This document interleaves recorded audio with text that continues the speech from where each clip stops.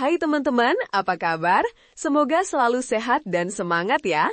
Pernah nggak sih kamu merasa kakimu tiba-tiba kesemutan atau mati rasa? Rasanya tingling gitu, kayak ada semut jalan-jalan di telapak kaki atau betis. Kadang cuma sebentar, tapi kadang bisa mengganggu banget, apalagi kalau lagi jalan atau mau tidur. Kalau kamu sering mengalami ini, apalagi kalau kamu sudah lansia, punya masalah sirkulasi darah, diabetes, atau kerusakan saraf tepi, kamu nggak sendirian kok. Banyak dari kita yang mungkin mengalami hal serupa. Masalah kesemutan dan mati rasa di kaki ini seringkali kita anggap sepele. Paling cuma kecapean atau salah posisi tidur. Padahal, bisa jadi ini adalah sinyal dari tubuh kita kalau ada sesuatu yang perlu diperhatikan lebih serius. Dan yang lebih mengejutkan lagi, tahu nggak sih kalau beberapa makanan yang sering kita anggap sehat justru bisa memperburuk kondisi ini? Iya, kamu nggak salah dengar. Makanan yang kita konsumsi sehari-hari ternyata punya peran besar dalam kondisi saraf dan sirkulasi darah kita. Awalnya, aku juga kaget dan nggak nyangka loh. Kita seringkali fokus pada obat atau terapi, tapi lupa kalau dapur kita adalah apotek pertama yang bisa memberikan solusi atau justru memperparah masalah. Ini bukan cuma soal apa yang kita makan, tapi juga bagaimana tubuh kita meresponsnya, terutama saat kita memiliki kondisi kesehatan tertentu. Nah, sebelum kita bahas lebih lanjut, yuk kita kenalan sedikit dengan fenomena kesemutan dan mati rasa ini. Dalam bahasa medis, kondisi ini sering disebut parestesia. Ini terjadi ketika ada gangguan pada saraf-saraf sensori kita. Saraf-saraf ini ibarat kabel listrik yang menghubungkan otak dan sumsum tulang belakang dengan seluruh bagian tubuh, termasuk kaki kita. Kalau kabel ini rusak atau tertekan, sinyal yang dikirimkan jadi nggak beres. Makanya kita merasakan sensasi aneh seperti tertusuk jarum, terbakar, atau justru mati rasa total. Ada beberapa penyebab umum kenapa saraf kita bisa bermasalah. Di antaranya adalah sirkulasi darah yang kurang lancar. Bayangkan saja, kalau aliran darah ke kaki terhambat, saraf-saraf di sana nggak akan mendapatkan cukup oksigen dan nutrisi. Akibatnya, mereka jadi kelaparan dan nggak bisa bekerja dengan baik. Kondisi seperti diabetes juga sangat rentan menyebabkan kerusakan saraf yang dikenal sebagai neuropati diabetik. Gula darah yang tinggi dalam jangka panjang bisa merusak dinding pembuluh darah kecil yang memberi makan saraf, sehingga saraf jadi rusak dan timbul gejala kesemutan atau mati rasa. Selain itu, cedera fisik, kekurangan vitamin tertentu seperti B12, atau bahkan penyakit autoimun juga bisa jadi pemicunya. Jadi, ini bukan cuma sekedar rasa nggak nyaman sesaat, tapi bisa jadi indikator adanya kondisi kesehatan yang mendasari. Sekarang, mari kita bicara tentang kejutan terbesar. Makanan, siapa sangka, bayam, brokoli, dan Swiss chard yang selama ini kita kenal sebagai superfood, ternyata bisa jadi pemicu kesemutan kalau dikonsumsi berlebihan, terutama bagi kita yang punya kondisi tertentu. Kenapa begitu? Ternyata, sayuran hijau gelap ini punya kandungan oksalat dan vitamin K yang tinggi. Oksalat itu semacam senyawa alami yang kalau jumlahnya terlalu banyak di dalam tubuh bisa mengganggu penyerapan kalsium dan membentuk kristal yang bisa memicu peradangan. Peradangan ini pada gilirannya bisa memperburuk kondisi saraf dan sirkulasi darah. Sementara itu, vitamin K yang tinggi memang bagus untuk pembekuan darah, tapi bagi beberapa orang, terutama yang punya masalah sirkulasi, konsumsi berlebihan bisa mempengaruhi kekentalan darah dan mungkin saja berdampak pada aliran darah ke ekstremitas. Tentu saja, ini bukan berarti kamu harus berhenti makan sepenuhnya ya. Moderasi itu kuncinya. Selain sayuran hijau tadi, ada lagi nih biang kerok lain yang sering kita konsumsi tanpa sadar, makanan olahan. Coba deh lihat di sekitar kita, dari keripik kemasan, mie instan, sampai makanan beku yang tinggal dipanaskan. Semuanya praktis dan lezat, tapi sayangnya makanan olahan ini seringkali mengandung natrium alias garam yang sangat tinggi. Konsumsi natrium berlebihan bisa menyebabkan retensi cairan dalam tubuh yang pada akhirnya meningkatkan tekanan darah. Tekanan darah tinggi ini sangat tidak baik untuk sirkulasi darah kita karena bisa merusak pembuluh darah dari waktu ke waktu. Pembuluh darah yang rusak tentu saja akan menghambat aliran darah ke kaki, menyebabkan saraf-saraf di sana kekurangan nutrisi dan oksigen, dan akhirnya muncullah kesemutan atau mati rasa. Belum selesai sampai di situ, karbohidrat olahan juga masuk dalam daftar makanan yang perlu kita waspadai. Roti putih, nasi putih, kue-kue manis, minuman bersoda, atau sereal sarapan yang tinggi gula. Makanan-makanan ini cepat sekali diubah menjadi gula dalam darah, menyebabkan lonjakan gula darah yang drastis.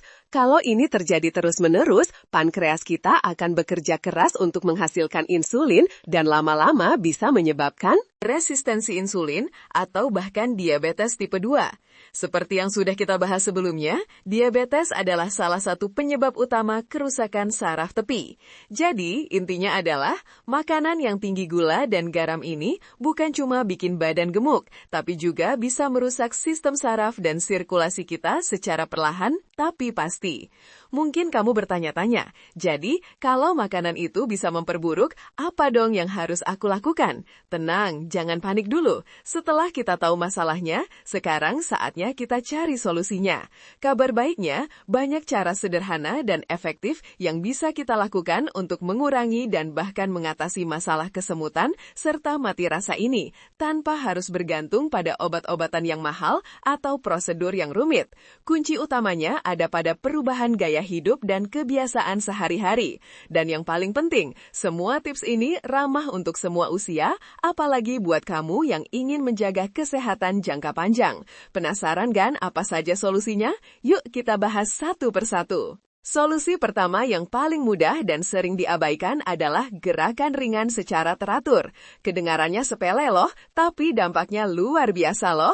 Ketika kita bergerak, otot-otot kita berkontraksi dan relaksasi yang membantu memompa darah ke seluruh tubuh, termasuk ke ujung-ujung kaki kita.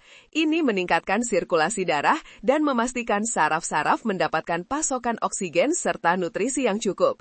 Kamu nggak perlu langsung lari maraton kok, cukup jalan kaki santai setiap hari selama 30 menit atau melakukan peregangan ringan di rumah. Kalau kamu sering duduk lama, biasakan untuk berdiri dan berjalan-jalan sebentar setiap 1 jam. Gerakan sederhana seperti menggerakkan jari-jari kaki, memutar pergelangan kaki, atau mengangkat tumit juga sangat membantu. Ini seperti pemanasan untuk pembuluh darah dan saraf kita. Bahkan, gerakan ringan ini juga bisa membantu mengurangi kekakuan otot dan sendi yang seringkali juga berkontribusi pada rasa tidak nyaman di kaki. Jadikan ini sebagai kebiasaan rutin ya, karena konsistensi itu penting. Selanjutnya, hidrasi yang cukup adalah kunci. Tubuh kita sebagian besar terdiri dari air, dan air memegang peranan krusial dalam hampir semua fungsi tubuh, termasuk sirkulasi darah dan kesehatan saraf. Ketika kita dehidrasi, darah kita cenderung menjadi lebih kental, sehingga lebih sulit bagi jantung untuk memompanya ke seluruh tubuh, terutama ke bagian kaki. Ini bisa memperburuk masalah sirkulasi dan menyebabkan saraf kekurangan cairan. Minumlah air putih yang cukup sepanjang hari, idealnya sekitar 8 gelas per hari, tapi bisa disesuaikan dengan aktivitas dan kondisi tubuhmu. Jangan menunggu haus baru minum ya, karena haus adalah tanda awal dehidrasi. Kamu bisa membawa botol minum kemana-mana sebagai pengingat. Air putih juga membantu melarutkan dan membuang racun dari tubuh, menjaga keseimbangan elektrolit, dan mendukung fungsi saraf yang optimal. Jadi, jangan sepelekan kekuatan air putih murni ya teman-teman. Terkait dengan merendam kaki, pernah coba merendam kaki dengan air hangat dan garam nggak? Ini bukan cuma ritual relaksasi loh, tapi juga punya manfaat terapeutik yang luar biasa. Air hangat membantu melebarkan pembuluh darah sehingga aliran darah ke kaki menjadi lebih lancar. Ini akan memberikan sensasi nyaman dan mengurangi rasa kesemutan. Penambahan garam, terutama garam Epsom, magnesium sulfat, bisa memberikan manfaat tambahan. Magnesium adalah mineral penting yang berperan dalam fungsi saraf dan otot. Merendam kaki dengan garam Epsom memungkinkan tubuh menyerap magnesium melalui kulit yang bisa membantu merilekskan otot, mengurangi peradangan, dan menenangkan saraf yang tegang. Kamu bisa melakukannya 15-20 menit setiap malam sebelum tidur. Rasanya pasti nyaman dan bikin tidur lebih pulas. Ini juga bisa jadi momen self-care yang menyenangkan setelah seharian beraktivitas. Coba deh, dijamin ketagihan. Nah, ini dia bagian yang paling penting dan sedikit menantang, perbaikan pola makan. Kalau tadi kita bahas makanan yang perlu diwaspadai, sekarang kita fokus pada apa yang harus kita tambahkan. Kuncinya adalah memperkaya asupan magnesium dan antioksidan. Magnesium, seperti yang sudah disebutkan, sangat vital untuk fungsi saraf dan otot yang sehat.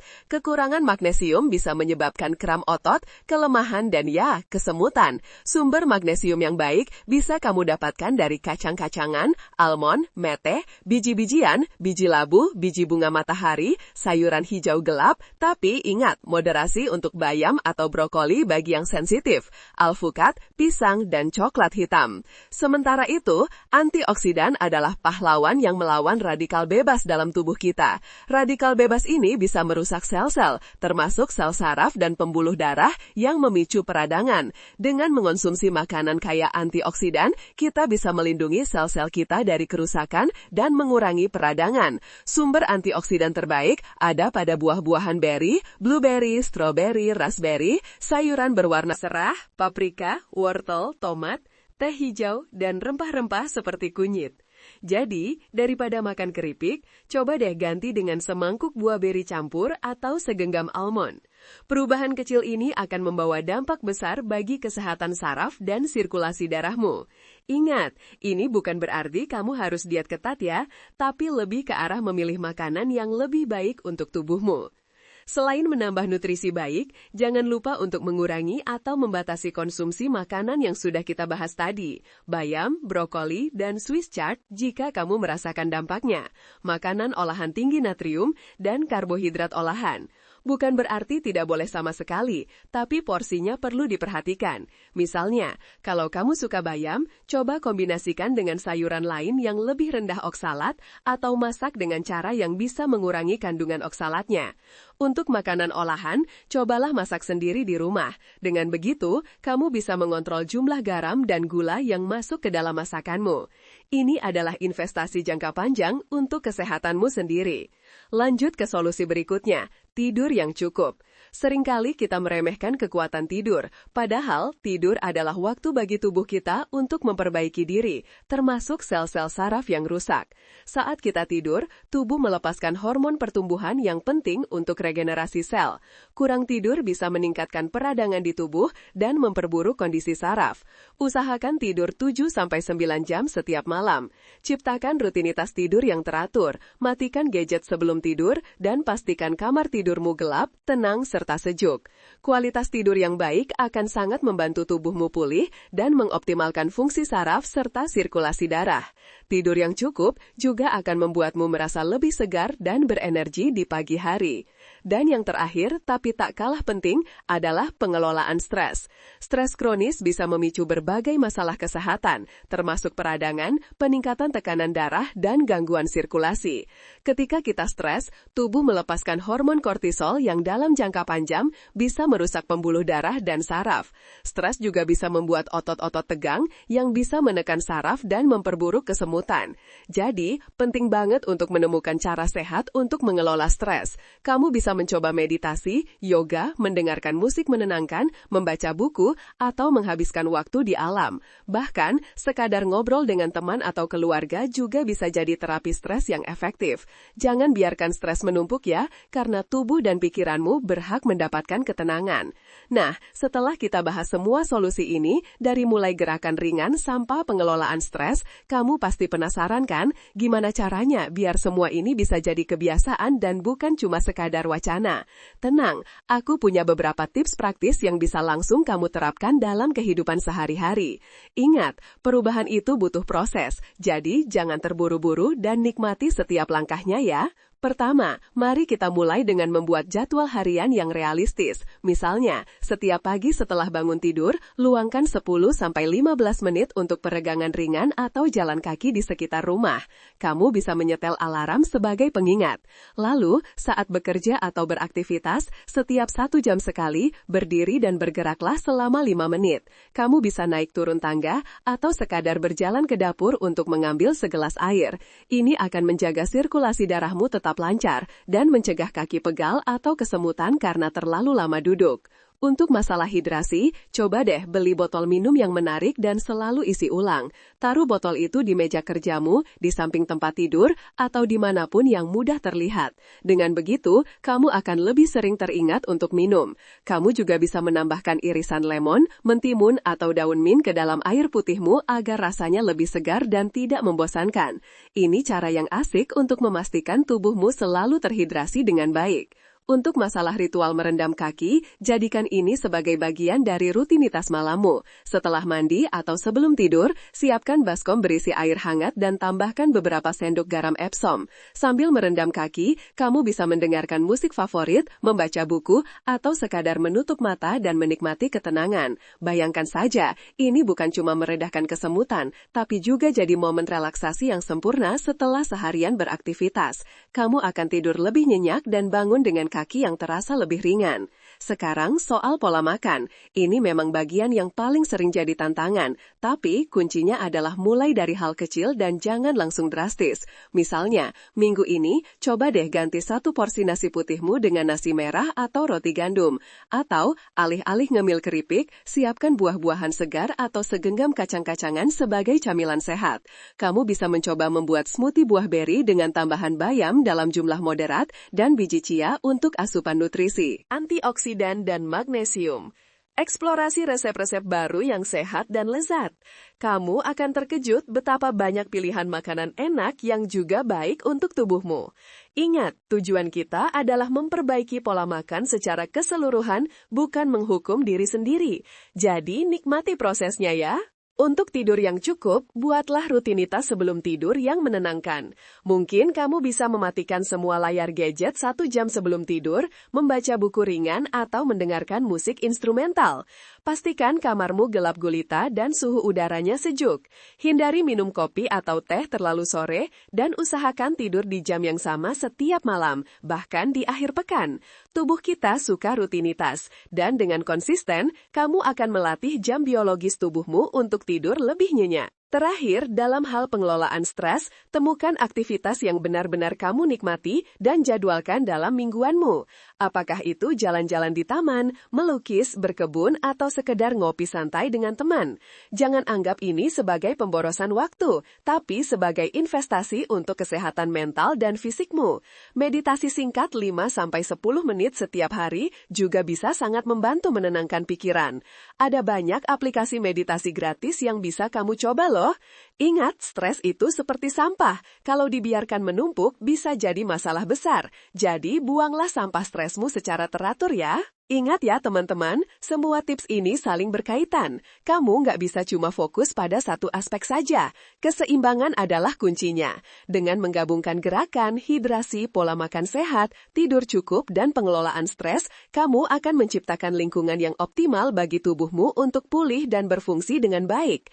Jangan pernah menyerah dalam menjaga kesehatanmu, karena ini adalah aset paling berharga yang kamu miliki. Setiap langkah kecil yang kamu ambil hari ini adalah investasi untuk masa depan yang lebih sehat dan bebas dari kesemutan yang mengganggu. Tapi ada satu hal lagi nih yang gak kalah penting buat kamu tahu. Setelah semua upaya ini, apalagi ya yang perlu kita perhatikan? Penting untuk diingat bahwa setiap tubuh itu unik. Apa yang cocok untuk satu orang, mungkin tidak sepenuhnya cocok untuk orang lain. Jadi, dengarkan tubuhmu. Perhatikan bagaimana tubuhmu merespons setiap perubahan yang kamu lakukan. Jika kamu merasa ada makanan tertentu yang memperburuk kondisi kesemutanmu, meskipun itu dianggap sehat secara umum, mungkin kamu perlu mengurangi atau menghindarinya sementara waktu. Demikian pula, jika ada tips yang terasa sangat membantu, jadikan itu prioritas. Juga jangan pernah ragu untuk mencari bantuan profesional. Kalau kesemutan atau mati rasa yang kamu alami itu parah, sering atau disertai gejala lain seperti kelemahan otot, nyeri hebat atau kesulitan berjalan, itu adalah tanda bahwa kamu perlu segera berkonsultasi dengan tenaga medis.